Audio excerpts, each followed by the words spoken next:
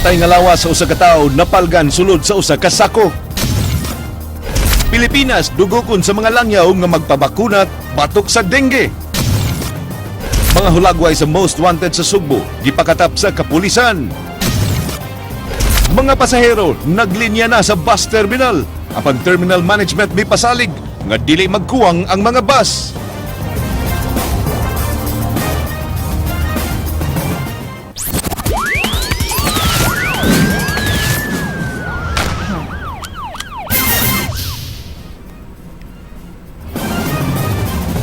Mayang hapon Sugbo, Kabisayan, usa ka patay nga lawas sa usa ka lalaki na palgan didto sa dakbayan sa Karkar. Gituuhan nga patay na daan ang biktima nga gisulod og sako una pa kini gilabay sa mong lugar sanglit walay na dunggan nga buto sa armas ang mga residente sa dapit. Kini giaksyonan ni Ray Pasaporte. Naukay ang mga residente sa sitio Mahayahay sa barangay Tuyom sa dakbayan sa Karkar.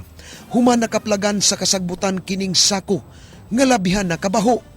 Daling niresponde ang kapulisan sa Karkar nga gitawagan sa barangay kapitan sa lugar ug diha nahibaw-an taw di ay ang sud sa sako. Gituuhan nga gipatay daan ang biktima nga gisulod og sako una pa kini gilabay sa maong lugar. Sanglit walay nadunggan nga buto sa armas ang mga residente sa dapit. Wa pa. Diyan ang naibawan sa katong pag-abot sa akong mga pulis. I-verify nila nga kuan. Then pag-abli mo ito nakita nga mao tong tao nga sud sa sako. Then ang yang naong giputos o masking tape, sir. Gila sa mga ginikanan ang biktima nga si Jemuel Ratso, 22 anyos, taga Cagarita Heights sa barangay Valladolid, Karkar City. Ang inahan sa biktima nga si Fe, nagkanayon katapusan nagkita sila sa iyang anak, nga nikaon sa ilang balay ni Atong Hoybes. Ila na kining gipangita pagkalunes human na balaka na sila, kay tagtulo ka adlaw lang labing dugay, nga di mauli sa ila ang iyang anak. Mitugan si Fe nga musuyop iyang anak, ug nanawagan sa nagpatay sa iyang anak. Ako lang diyang yun, makusinsyal itong nagkuhan ba, nagbuhat niya krimen. Nga, ilahang gibuhat linog sa kuwang bata. Mao lagi, Pasko lagi, mao may gihatag pinaskuhan. Imbitaron sa mga pulis ang mga tao nga nagsugo sa biktima sa pagdakop og manok ug pagpalit og bino ni adtong Sabado. Matud ni Piuan Sabiron na priso ang biktima ni adtong Septembre tungod sa sumbong attempted homicide. Actually, sir, kami siya, sir, atong di kay kung katino og unsa tong kuan na mga buwan sa September. Na alarmahan niya sa atong kapulisan kay nang hagis to sila ha. Nang hagis. Yes, sir, niya. Nasa ni siya pending kaso ng attempted homicide. Alang sa Aksyon Bisaya, Ray Pasaporte, News 5. Patay ang usa ka sakop sa Philippine Air Force nga gipusil sa Pusok, Lapu-Lapu City. Ang biktima giila nga si Sergeant Joel Cuevas, usa ka aircraft maintenance specialist sa 220th Wing. Siya nakahiagom sa 5 ka mga samad pinusilan sa nagkalailaing bahin sa iyang lawas. Si Cuevas gipusil sa wa mailhing tao samtang naglakaw mo pauli sa ilang balay. Love triangle mao'y motibo sa krimen nga susihon sa kapulisan. Dako kay kasuko ang tao nagbubuhat ana kay dili madud ka balay isod sa malawas sagaran usa duha.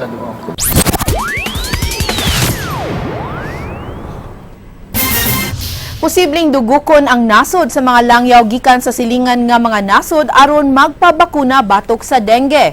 Kini mo'y nalantawan nga epekto sa Department of Health sa pag-approve sa gobyerno sa labing unang dengue vaccine. Kini giaksyonan ni Ryan Sorote. Giaprubahan na sa gobyerno ang pagpamaligya og bakuna batok sa makamatay nga dengue. Sa pamahayag nga giluwatan sa French pharmaceutical company nga Sanofi, gitugutan na sila sa pagpamaligya sa trivalent dengue vaccine. Ang DengueVax siya ang labing unang bakuna batok sa dengue nga naaprubahan sa nasod. Unang giaprubahan sa Mexico ang bakuna nga 2 ka dekadang gitun-an o gidevelop. Epektibo ang bakuna batok sa 4 ka strain sa dengue nga gipaglantawan nga makapakunhod o katunga sa kaso sa mga mamatay sa virus. Sagad sa mga biktima sa dengue ang nag-edad og 9 hangtod 45. So kita nalipay kaayo ta nga finally no through the long process na gyud ning ato ang vaccine. However, nagulat ra gyud ta og mando gikan sa central kung kanus agyud na ma-allocatean ta diri sa region aron nga mahatagan pud nato ang atong mga community o ang atong mga constituents nga maka-avail ani nga vaccine. Sunod tuig posibleng maapod-apod na o mapalit ang vaccine nga dengue vaccine sa mga butika. Gitunan sa Health Department nga himuong kabahin sa regular immunization program ang dengue vaccination. Dakong potensyal usab ang dala sa bakuna nga tiyuon sa mga langyaw dinhi sa nasod aron lang makapaturok sa bakuna. Apan giklaro sa DOH-7 nga dili garantiya nga di na mataptan sa dengue ang nakapabakuna batok ini. Hangyo nila sa publiko nga padayong magmatngon ug manglimpyo aron makalikay sa dengue. Vaccine is not a cure, it's just a protection. So naara gihapon nato nga magbantay ta sa kung unsa man gani ang dengue virus nga gida sa lamok. Alang sa Aksyon Bisaya, Ryan Sorote, News 5. Provincial Jail mitanyag og duha ka adlaw nga overnight stay aron makauban sa mga piniriso ang ilang pamilya panahon sa Pasko. Kini giaksyonan ni Jinky Rosit. Sugod ugma sa alas 5 sa hapon Disyembre 24, mudawat na ang Cebu Provincial Detention and Rehabilitation Center ug Dalaw nga mahimong mo stay in sa pasilidad aron makauban nila ang ilang kabanay nga napriso karong Pasko. Ang mga dalaw kutubra sa alas 3 sa hapon sa December 25 ug mahimong mobalik na sab sa petsa 26 aron subling maka-overnight sa prisuhan. Matud ni Marco Toral, ang jail consultant sa Kapitolyo, kini ang unang higayon nga gilugwayan nila ang schedule sa Dalaw aron paghatag og kahigayunan nga makauban nila og taas nga panahon ng ilang pamilya aron sa ulugon ang Pasko. Matud niya, duna kini pagtugot sa gobernador sa Sugbo. Katong pagsugod aning stay in Dalaw nananghit ning ko. Akong gi-inform ko nga i-allow na mo sa stay in on one condition nga way gubot, way samok nga rin. Niya, once a month, mananghid yun eh. Atol sa Christmas Eve, sauhan sa kapin 2,000 ka mga binilanggo, kauban ng ilang pamilya ang 75 ka mga lechon gikan sa mga donors. Giklaro ni Tural nga bisan sa pagdasok sa mga dalaw, siguruhon nila nga way mga kontrabando ang makalusot sa CPDRC. Kitaw, bakuna kayo makasod nga guardia palit ang pulisan guardia amusod ana basta giwarningan na magladaan nga masod yan dakop yun duagi pero na kaya naman may mga suspected ng mga guardia. Gipahinumduman ni Toral ang mga dalaw ug ang inmates nga likayan ang pagsud sa bisan unsang gidili nga mga butang aron di magatubang og patong-patong nga kaso. Alang sa Aksyon Bisaya, Jinky Rosit, News 5. Usa ka binilanggo nga gitabangan nga makapiyansa gibalhog og balik sa bilangguan. Human gikatahapan nga nangawat sulod sa prisuhan. Kini giaksyonan ni Jinky Rosit. 5 ka tuig nga napreso dinhisod sa CPDRC ang 24 anyos nga si Wilmar Encenares tungod sa kasong carnapping ug robbery. Tungod sa iyang kaayo, nahimo siyang trustee kung sinaligan sa CPDRC sud sa kapin usa ka tuig. Sa kaluoy sa mismong jail consultant nga si Marco Toral, gitabangan niya kini og piyansa sa kantidad nga 18,000 pesos niadto lang December 10. Nakagawas na unta siya sa bilangguan apan gipabalik ni Toral kagahapon aron palabhon. Apan wa niya damha nga samtang wa siya kagabi, giingon nga gisod ni Encenares ang iyang opisina ug suway nga gikuhaan kining ukay-ukay nga gidonar alang sa mga piniriso sa maong pasilidad. Kana kung ukay-ukay gibugkos mo ng alambre. Yung kana alambre kahit ko kena. So gibugkos giablihan gid nakakatago ng sawo gabi pag suod nako. Iyan giambot sir. Ni amin siya, yeah. Kaya di man siya kalusot kay Apan si Encenares nga gibalhog sa Guadalupe Police Station mihimakak sa pasangil ug miingon nga di niya mahimo ang pag-unay og kawat sa tawo diin siya nagbaton og dakong utang kabubuton. Siya ray magbuot ma'am kay ug unsa yang ingon buhaton man ako kay sa may katabang ako. Kasong pagpangawat ang atubangon ni Encenares samtang ikanselar sabang iyang visitation rights isip silot kaniya. Alang sa Aksyon Bisaya, Jinky Rosit, News 5. Kapulisan milibot sa mga pampublikong lugar alang sa pag-apod sa mga kasayuran aron malikayan nga mabiktima sa mga kriminal. Nagpatabang usab sila sa publiko aron madakpan ang mga most wanted persons sa Subo. Kini giaksyonan ni Ryan Sarote. Naghuot na ang mga pasahero sa Pier 1 sa Dakbayan sa Sugbo o sa kaadlaw sa diipaang Pasko. Sagad sa mga mubiyahe gikan pa sa trabaho nga pulos nagbaguod sa ilang kargamento. Gipaymuslan sa kapulisan ang pagdagsa sa mga pasahero pinaagi sa pagpanghatag og mga paypay o pagbamutang og mga streamers sa most wanted sa Metro Cebu. Dungan sa pagpanghatag ang mga pahimangno sa kapulisan sa mga pasahero sa ilang pagbiyahe batok sa mga kawatan o mga mapahimuslanon. Simultaneous ang pagpanghatag sa ubang mga police offices o mga public areas sa Metro Cebu sama sa Mandawi o Lapu-Lapu cities. So kining 10 most wanted mo ning mga target sa atong lambat sibat program ng Philippine National Police. Napatik sa mga ipanghatag ang mga naong ug pangan sa mga gipangita sa balaod nga dunay standing warrant of arrest o mga notadong kriminal. Hangyo sa kapulisan sa publiko ang pag-report kung ila makit-an ang anaa sa mga hulagway. Nagig-alay ng Police Regional Intelligence Division sa mga security personnel sa pantalan, bus terminal, mga hotel o resorts aron sa pagtabang sa pagpangita sa mga wanted. In fact, ang hotel managers, hotel security managers, resort owners were also informed of this effort, and sila po na po sila kaguling ganang tabang. Dunay rekomendasyon alang sa reward aron daling madakpan ang napo ka mga most wanted sa listahan. Gawas sa mga paypay, duna sa mga leaflets nga gipanghatag ang kapulisan aron malikay nga mabiktima sa mga kriminal. Alang sa Action Bisaya, Ryan Sorote, News 5. Nadakpan ang usa ka drug pusher sa Lapu-Lapu sa usa ka buy-bust operation. Nasikop usab ang iyang customer nga nipalit og shabu samtang diha pa ang mga pulis. Kini giaksyonan ni Ray Pasaporte.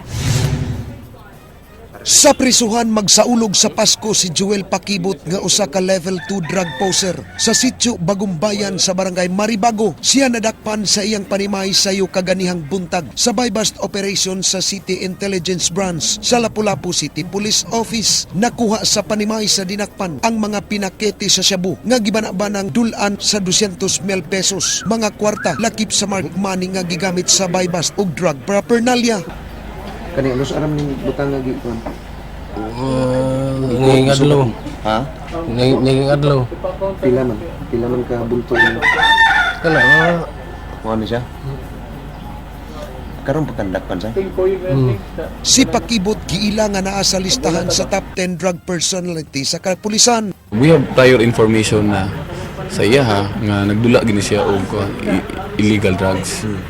And sayod ta na ang atong kagamhanan nga ri sa Lapu-Lapu City, pinanguluhan ni Mayor Paz Radasa is very serious on the fight against illegal drugs, and yun nga yung community very cooperative sa atong kapulisan nga muhatag og impormasyon, and through that information nakahimo ta og gitawag nga target list mo ni isang lambat sibat targets ni ang atong nakuha karon si Manolo, si Joel, actually ikalima siya nga target. Nadakpan usab si Ray John Canyo, usa ka tricycle driver nga lumad nga taga Sagbayan, Bohol ug nagpuyo sa Suong Uno, Lapu-Lapu City kinsa ni palit og shabu samtang didto pa ang mga pulis. Si Ray John Canyo ni adto lang Agosto nakagawas sa Muntinlupa. Din siya nabilanggo sukad ni adtong 2010 sa kasong pagpanulis sa lalawigan sa Bohol. Matud niya gisuhulan ra siya og 20 pesos sa iyang amigo aron pagpalit og shabu. Taga mayahir ba niya na porsyento ra ko.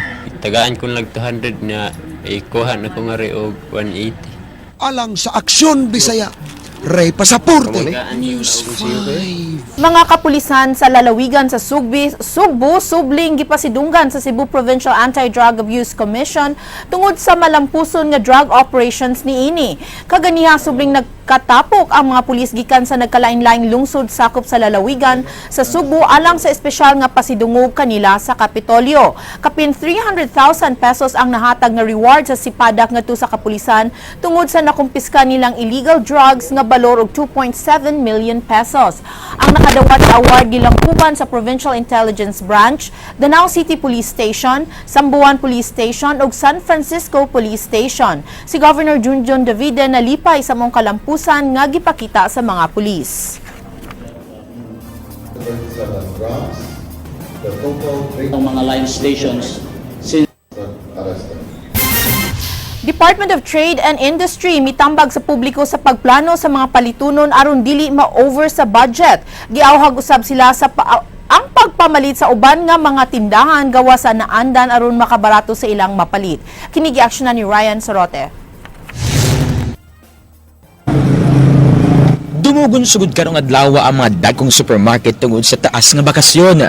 Pasalig sa mga supermarket nga doon na igong supply sa mga nagunang paliliton, hilabi na sa mga pang-Noche Buena. Hangyo sa management sa mga tindahan ang dugang pasensya sa taas nga linya sa cashier karong Christmas season. Kung dugay makabiya sa trabaho, di angay mabalaka kay doon ay labing unang 24-hour nga supermarket sa downtown Cebu. Gawas nga convenient ug kompleto sa produkto, gihulagway usab sa Department of Trade and Industry nga barato ang ilang mga produkto. I would rather advise our consumers na ato na lang sila sa mga stores nga dili siya crowded. Okay, when it comes to price, pareho ra gyud na sila. Even some of these stores are really lower. Karong hapon, diretso na sa mga supermarket ang mga nag-half day sa trabaho aron makapangandam sa Noche Buena o sa pagpauli sa probinsya. Tambag sa DTI nga di magdali-dali sa pagpangumpra aron way makalimtan o ma-over budget. Mas maayo nga planuhon og ilista ang mga paliton aron mas madali ang shopping. Mas mahal usab ang mga baligya sa mga malls kung tandi sa downtown area tungod sa kamahal sa ilang mga abangan. Awag sa DTI sa publiko nga suwayan ang pagpangumpra sa laing mga tindahan gawa sa ilang naandan sa downtown Cebu nga dunay mga barato nga mga baligya. It really takes some time to change their POS o sa nailaha. So dili pod sila basta-basta lang makapadali. Mahimo usab nga paymuslan sa mga pumapalit ang mga Christmas bundles nga affordable. Alang sa Action Bisaya, Ryan Sorote, News 5. Bus terminal puno na sa mga pasahero apan mipasalig ang management nga adunay igong mga bus nga masakyan. Kini giaksyonan ni Jinky Rosit. Ingon niini nakaron kataas ang linya sa mga pasahero nga nagatang og bus nga masakyan sa buot mamauli sa ilang probinsya aron sa ulugon ng Pasko usa ka adlaw gikan karon. Dunay mga rota nga kuwang sa bus ug ang uban nga pasahero nag-ilugay na aron makauna og lingkod. Kining usa ka pasahero diriyot nga makuyapi kay wa kaagwanta sa taas nga linya. Si Esther Putalan andam na siyang taas nga bakasyon padung sa Negros Oriental. Misayo siya kay di buot makigdasok sa ubang pasahero. Actually, dili na guni sayo para na ako. Naka-schedule good ko ron sa ako ang special leave. Tapos, 24 naman ugma. So, kinahanglan nga, dili po na maapiki sa ato ang preparation para sa Pasko. Gipakatap na sabang mga pulis ug SWAT personnel palibot sa Cebu South Bus Terminal. Ang LTFRB dunay help desk alang sa mga reklamo ug alang sab sa mga bus operators nga gustong mukuha og special permit. Apan matud sa CSBT management, igo ra ang gidaghanon sa mga bus alang sa tanang sumasakay. Muna nga, nagbutang tadakang gwardya aron mo control sa mga pasahero aron mapatuman gyud nato ang first come first services. Karong adlaw, 55 ka mga Blue Guards ang anaa sa terminal, samtang ugma atol sa bispera sa Pasko, muabot na kini kapin sa usa ka gatos. Sila mo'y muabag sa kapulisan pagbantay sa palibot. Hugot nga ipatuman sa bus terminal management ang first come, first serve basis. Padayong awhag sa management sa CSBT nga di gyud mo kumpiyansa karong panahuna.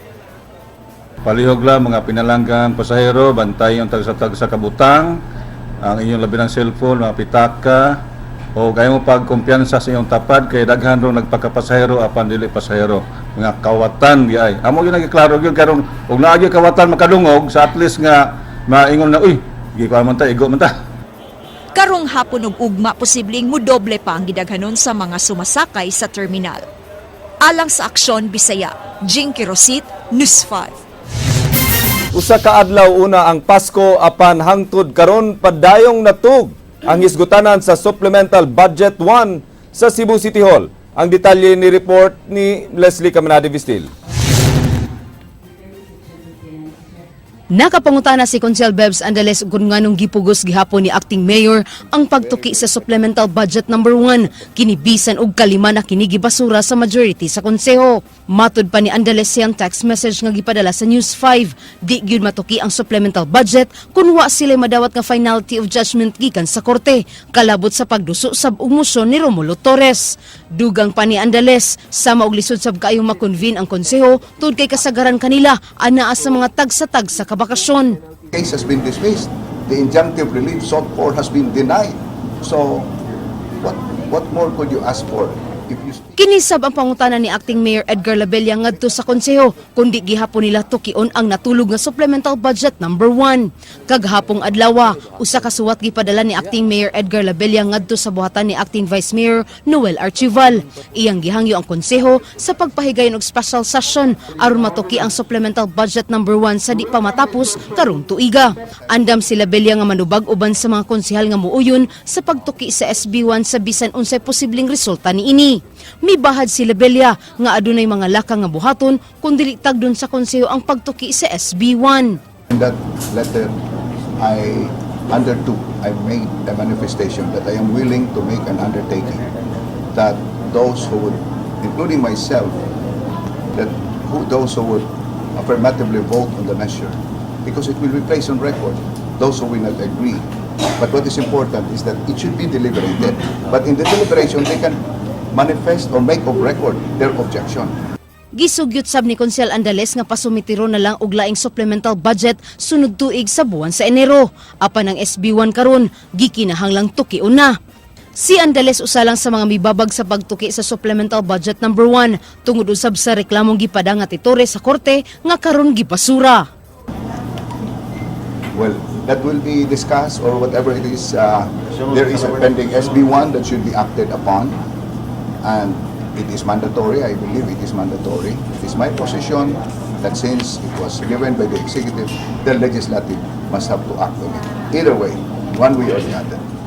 Alang sa Aksyon Bisaya, Leslie Caminade Vestil, News 5.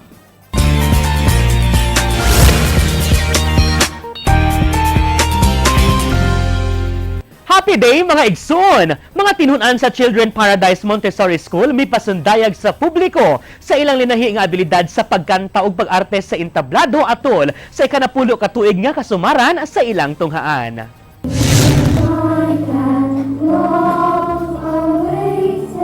Karong bag-o lang, may pakita sa ilang abilidad sa pagkanta o pag-arte sa entablado ang mga tinunan sa Children Paradise Montessori School. Human sila mipahigayon og usa ka harmony concert diha sa University of the Philippines Foundation atol sa ikanapulo nga kasumaran sa maong tunghaan. Nagpasundayag sab sila og usa ka drama kung diin ilang gipakita ang 5 ka managsuon nga namaligya daplin sa karsada aron makatabang sa ilang masakiton nga inahan. Aron lang nga adunay dakong kita sa pagmamaligya, ilang gisagulan sa pagpanaygon ug makapalit na sila og tambal. Usa ka konduktor sa choir nga nakadungog sa tingog sa magsuon atol sa ilang pagpanaygon, miagni kanila sa pag-apil sa choir. Yes, sir.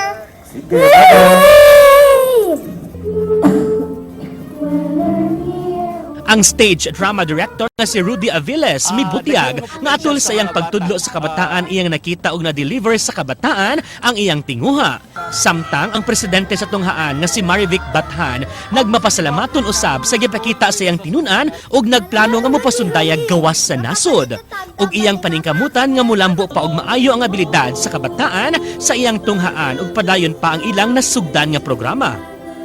And through the experience of arts, performing arts, I've seen that children are more balanced with arts. So that's why I'm pursuing it. Man ang pagtudlo nga ginamit ang literatura ug arte. Because ang sa eskwelahan nituusan sa akong pamaagi. So medyo nahaom ang tanan, napahiluna ang tanan.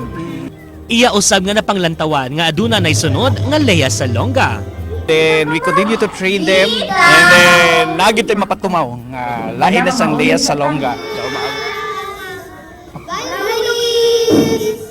Ug mao kadto naglangkob sa atong light news karong hapon alang sa walay karapusang mga chika so banikon ninyo matag alas 7:30 hangtod alas 9 sa buntag Lunes hangtod Biyernes sa Rated JP sa Radio 511.9 News FM Cebu. Kini si JP Laukot Sara mga word of the game nagkanayon sa dihang nagtungha ta ang tuition linibo sa dihang gatrabaho na ta ang sweldo sinsiyo ang gaay.